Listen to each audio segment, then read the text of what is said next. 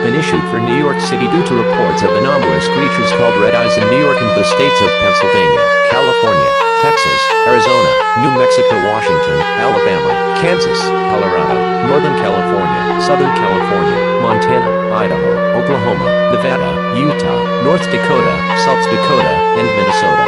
The area also borders Canada and Mexico following a craft crash in the Mexican state of Jalisco.